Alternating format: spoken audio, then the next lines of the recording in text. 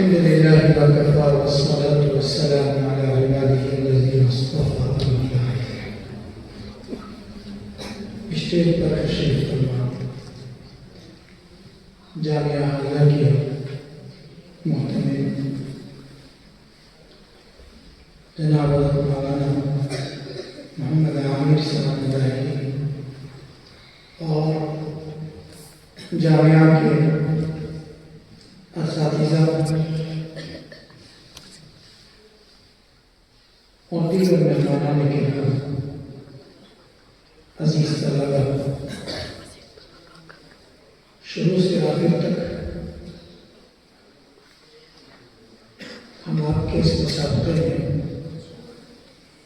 شریک رہے ہیں۔ انگریزی تقاریر کے علاوہ اردو اور عربی تقاریر کو ہم نے بغور سنا، بحیثیت حکم اور توجہ سے سننے کی کوشش کی۔ الحمدللہ طبیعت خوش ہوئی، دل باغ ہوا۔ آپ حضرات نے اچھی کارکردگی کا مظاہرہ کیا، اچھے انداز سے تقاریر کو پیش کی۔ اندازہ ہوا آپ نے محنت کی، آپ کے ساتھ آپ کے اساتذہ نے بھی محنت کی ہے۔ اللہ تعالیٰ ہماری ان محنتوں کو مقبول بھی فرمائے اور بار آور بھی فرمائے۔ دوستو، اپنے دل کی بات سبھی لوگ کرتے ہیں اور سب بولتے ہیں، سب گفتگو کرتے ہیں، لیکن یہی گفتگو جب ایک پورے مجمع سے ہو، اس کا نام خطابت ہوتا ہے۔ خطابت کی عمر اتنی ہی پرانی ہے جتنی پرانی انسانیت کی تاریخ ہے۔ اس دنیا کا سب سے پہلا انسان، سب سے پہلا خطیب تھا۔ تمام انبیاء کرام علیہم الصلوات و تسلیمات وقت کے خطیب ہوا کرتے ہیں، کیونکہ وہ پورے مجمع سے بات کرتے ہیں، پورے گروہ سے بات کرتے ہیں، پورے گروہ سے گفتگو کرتے ہیں۔ گفتگو جب گروہی انداز میں ہو تو اسی کا نام باہر خطابت بن جاتا ہے۔ گفتگو تو سب کرتے ہیں آپس میں دوسرے کے ساتھ، لیکن پورے مجمع سے جب گفتگو کریں تو اس کا نام باہر خطابت ہے۔ ہر پیغمبر اپنے اپنے وقت کا خطیب تھا، کیونکہ اس نے پورے مجمع سے گفتگو کی ہے، پوری قوم سے گفتگو کی ہے۔ گفتگو جتنی شستہ ہوگی، جتنی مؤثر ہوگی اور جتنی شگفتہ، شستہ، سلاست و روانی کے ساتھ ہوگی اور قوم کے مزاج اور ذوق کو سمجھ کر ہوگی، اتنی ہی مؤثر ہوگی۔ یاد رکھیے، خطابت کوئی بہت زیادہ لفظی کرنے کا نام نہیں ہے۔ خطابت بہت زیادہ دھواں دھار انداز میں الفاظ اور تعبیرات کو پھینکنے کا نام نہیں ہے۔ پرجوش انداز کا نام خطابت نہیں ہے۔ خطابت ہے مجمع کے دل میں اتر جانے کا نام، خطابت ہے مجمع کو جیت لینے کا نام، خطابت ہے اپنے جذبات کی رو میں مجمع کو بہا دینے کا کام۔ جو جذبات آپ رکھتے ہیں، جو خیالات آپ رکھتے ہیں، جو رائے آپ رکھتے ہیں، جو فکر آپ رکھتے ہیں، پورے مجمع کو اپنی فکر کا ہمنوا بنا لینا، اپنے جذبات سے اثر ڈال دیں ان کے اوپر، آپ اسی طرح خطابت ہے۔ خطابت کے لیے یہ بات ذہن سے نکال دیجیے کہ آپ جتنا زور سے بولیں گے اتنی اچھی خطابت کریں گے۔ نہیں، خطابت میں بہت سی جگہ بہت جوشیلا انداز بھی اختیار کرنا پڑتا ہے اور بہت سی جگہ بہت نرم انداز بھی اختیار کرنا پڑتا ہے۔ خطابت موضوعات کے اعتبار سے بھی مختلف ہوتی ہے، خطابت مجمع کے اعتبار سے بھی مختلف ہوتی ہے۔ موضوعات کے اعتبار سے مختلف ہوتی ہے، جس طرح کا موضوع ہوتا ہے اس طرح کی بات آپ کو کرنی پڑتی ہے، اس طرح کا لفظ لہجہ اختیار کرنا پڑتا ہے۔ کوئی مجلس تعزیت کی ہے تو وہاں آپ تعزیت کا انداز اختیار کریں گے، یعنی ایک درد بھرا پرسوز انداز اختیار کریں گے۔ کہیں اس کے علاوہ اور مختلف موقع ہو سکتے ہیں، موقع کے اعتبار سے آپ گفتگو کریں گے۔ الحمدللہ آپ نے اچھی طور سے کوشش کی ہے۔ تو میں یہ عرض کر رہا تھا کہ کتابت میں آپ کیا چیز ضروری ہے۔ سب سے پہلے تو یہ سمجھ لیں کہ کتابت کے لیے جو چیز ضروری ہے بے خوفی اور بے باکی۔ خطابت کے لیے کیا ضروری؟ بے خوفی اور بے باکی۔ خطابت کے لیے ضروری ہے کہ آپ کا ذہن مرغوب نہ ہو، آپ کسی ذہنی غلامی میں مبتلا نہ ہو۔ اگر آپ مرغوب ہیں، حیرت زدہ ہیں، خوف زدہ ہیں، آپ بات نہیں کر سکتے، خطابت نہیں کر سکتے۔ خطابت کے لیے آپ کا ذہن بالکل آزاد ہونا چاہیے، کسی پریشر میں نہ ہو، کسی دباؤ میں نہ ہو۔ اسی لیے کہتے ہیں کہ خطابت ماحول سے جنم لیتی ہے، حالات سے جنم لیتی ہے، حالات انسان کو خطیب بنا دیتے ہیں، حالات انسان کو مقدر بنا دیتے ہیں۔ بے خوفی ہونی چاہیے، جو بات کہیں پورے اعتماد کے ساتھ کہیں، پوری قوت کے ساتھ کہیں، کسی قسم کا پریشر آپ اپنے اوپر نہ رکھیں۔ اسٹیج پر آ کر اگر آپ پریشرائی ہو گئے، دباؤ میں آ گئے اور خوف میں آ گئے، آپ کا ذہن منقبض ہو گیا، آپ کا ذہن بند ہو گیا، آپ کے اوپر دباؤ آ گیا تو اچھے سے بولیں گے۔ اسی لیے آپ نے سنا بھی ہوگا، کہتے ہیں کہ آپ کو اچھا بولنا ہے تو سامنے والوں کو سمجھیے کہ بالکل سب سے ان پڑھ جائے وہ بیٹھے گئے سامنے، لوٹے بیٹھے ہیں، میرے پتہ ہی کچھ نہیں، ایسا کہتے ہیں۔ جزوی صداقت اس بات کرتے ہیں، پریشر بھی نہیں آتا۔ تو کتابت کے لیے ایک تو آپ بے خوف رہیے، نگاہ رہیے، بے باک رہیے، کسی پریشر میں نہ رہیے۔ دوسرے کتابت کے لیے ابھی تو ان سب چیزوں کی آپ کو وقتاً فوقتاً گاہے آپ کو یہ سب چیزیں اختیار کرنی پڑیں گی، ابھی تو آپ کو یاد ہی کرنا پڑے گا۔ لیکن کتابت کے لیے سب سے زیادہ ضروری چیز ہے مطالعے کی وسعت، معلومات کی وسعت۔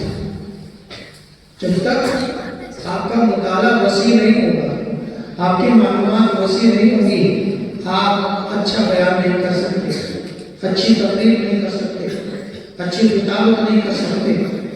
معلومات میں وسعت ہونی چاہیے۔ مطالعہ خطابت کی ریڑھ کی ہڈی ہے، مطالعہ خطابت اور بیان کے لیے ریڑھ کی ہڈی ہے، اس کے بغیر خطابت کھڑی نہیں ہو سکتی، فن خطابت سمر نہیں کر سکتا۔ تو مطالعے کی عادت ڈالیے، خوب مطالعہ کیجیے، ابھی سے مطالعہ کرنا شروع کر دیجیے۔ اپنا ایک پروگرام بنائیے، اپنا ایک ٹارگیٹ رکھیے کہ مجھے یہ کتاب اپنے استاد سے مشورہ کر کے کسی کتاب کا انتخاب کرنا ہے اور پھر اس کو مجھے 20 دن میں پورا کر لینا ہے۔ پھر اس کے بعد میں اپنے استاد سے پوچھوں گا اگر کوئی اور کتاب میرے لیے تجویز کرے اور میں اس کو بھی ختم کرنا چاہتا ہوں۔ 20 دن میں آپ ایک کتاب ختم کیجیے، 50 صفحوں کی، 100 صفحوں کی، 150 صفحوں کی، اس طرح سے آپ کتابیں پڑھنے کی عادت بنائیے۔ کتابت کے لیے، بیان کے لیے جب آپ کا مطالعہ وسیع ہوگا تو آپ کسی موضوع پر بات کر سکیں گے۔ 3 اس کے عناصر ہیں۔ ایک تو یہ ہے کہ جس موضوع پر آپ بات کرنا چاہتے ہیں، مثلا آپ ختم نبوت کے عنوان پر بات کرنا چاہتے ہیں تو ابھی تو آپ کو تقریر رکھنی پڑے گی، یاد کرنی پڑے گی، لیکن اس کے لیے آپ اگر 45 منٹ بات کرنا چاہتے ہیں تو اس کے لیے کم سے کم 300 صفحات پڑھیے، 300 صفحات پڑھیے۔ پھر جا کر آپ کی 45 منٹ کی گفتگو میں جو چاشنی اور جو حلاوت پیدا ہوگی وہ الگ ہی ہوگی۔ موضوع پر قدرت آپ کو اس وقت تک حاصل نہیں ہو سکتی جب تک آپ موضوع کا بھرپور انداز میں مطالعہ کریں۔ آپ کو نماز پر تقریر کرنی ہے اپنے محلے کی مسجد میں کہ بھائی جماعت والوں نے کہا کرو تھوڑا سا بات کر لیں، تو جماعت والوں کے تو مخصوص موضوع ہوتے ہیں، 6 نمبر ہوتے ہیں خاص، اور اس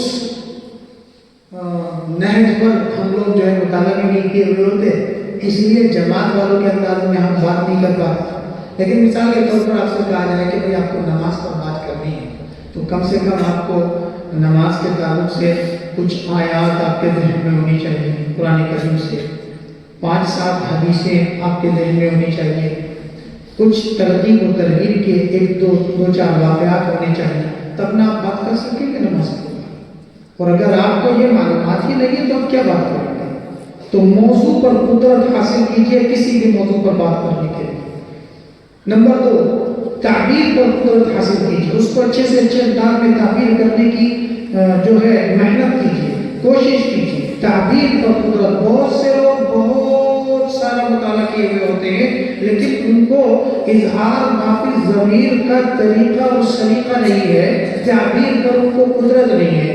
بلا شبہ یہ چیز خدا داد بھی ہے، بہت سے لوگوں کو بہت اچھے سے انداز میں تعبیر کرنے کا ہنر آتا ہے، سلیقہ ہے ان کے پاس، طریقہ ہے ان کے پاس، خدا داد ہے، گاڈ گفٹڈ ہے، خدا کا دیا ہوا ہے۔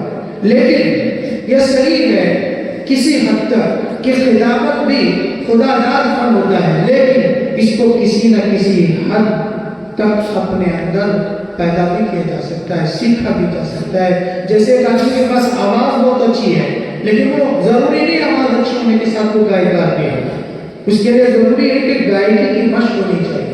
اگر کوئی آدمی گاتا گاتا گویا بن سکتا ہے، مشق کرتے کرتے قاری خوش انعام بن سکتا ہے، تو پھر مجھے کہنے دیجیے کہ کوئی تقریر کی مشق کرتے کرتے مقرر شعلہ بیان بھی بن سکتا ہے، مقرر شعری بیان بھی بن سکتا ہے۔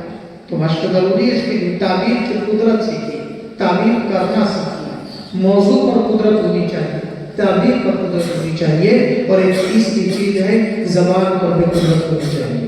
کس پر قدرت ہونی چاہیے؟ زبان پر قدرت ہونی چاہیے۔ مثال کے طور پر ابھی بچوں نے انگریزی میں تقریر کی، عربی میں تقریر کی ہے، ابھی تو بلا شبہ انہوں نے ڈٹ کر کے کر لی ہے اور چند جو ہے مضمون نے رٹ لیا ہے، لیکن اگر میں انگریزی میں بات کرنا چاہتا ہوں، انگریزی میں تقریر کرنا چاہتا ہوں، اسپیچ دینا چاہتا ہوں، تو اگر مجھ کو انگریزی زبان پر عبور نہیں ہوگا، قدرت نہیں ہوگی، تو میں کیا بولوں؟ کچھ بھی نہیں۔ اسی طرح اگر آپ اردو میں ایک اچھے مقرر بننا چاہتے ہیں، مؤثر انداز میں بات کرنا چاہتے ہیں، تو آپ کو اردو آنی چاہیے۔ اردو نظم و نثر، اردو ہر زبان کے 2 حصے ہوتے ہیں، ایک اس کے نظم کا ہوتا ہے، شاعری جسے کہہ لیجیے سمجھنے کے لیے، ایک نثر کا ہوتا ہے جو غیر شاعری مضمون۔ تو ہر زبان کے 2 حصے ہوتے ہیں، نظم کا اور نثر کا۔ آپ کو دونوں حصوں پر کسی نہ کسی درجے میں دسترس ہونی چاہیے، شاعری بھی آپ کو آنی چاہیے، نثر کی جو الگ الگ اقسام ہیں آپ کو اساتذہ بتائیں گے، ایک مضمون نگاری، ایک انشائیہ، ایک افسانہ نگاری، ایک ناول نگاری، ایک ڈرامہ نگاری، ایک سوانح نگاری، تذکرہ نگاری، الگ الگ اس کی اصناف ہیں۔ تو اردو کو بحیثیت اردو سیکھیے اور اردو ادب کی اچھی کتابیں پڑھیے۔ اگر آپ اردو زبان کے اچھے اسپیکر بننا چاہتے ہیں، اچھی اسپیچ دینا چاہتے ہیں، اس کے بغیر نہیں ہوگا۔ بدقسمت یہ ہے کہ ہمارے مدارس کے یہ طلبہ بھی اردو کو بحیثیت اردو نہیں پڑھتے، نہیں جانتے، اردو بحیثیت اردو نہیں پڑھتے۔ آپ نہیں بتا سکتے کہ اردو نثر کی اصناف کتنی ہے، اردو نظم کی اصناف کتنی ہے۔ تو اردو کو بھی سیکھیے، جس زبان میں آپ کتابت تقریر کرنا چاہتے ہیں اس زبان کو سیکھیے۔ اپنے اساتذہ سے مشورہ کیجیے کہ میں کون سی اچھے ادبا کی کتاب پڑھوں۔ میں جیسے آپ کو کتاب سجیسٹ کروں گا، ایک مشورہ جو مولانا نور عالم خلیل امینی کی کتاب ہے حرف شیریں، پڑھیے، ایک دفعہ نہیں کئی دفعہ پڑھیے۔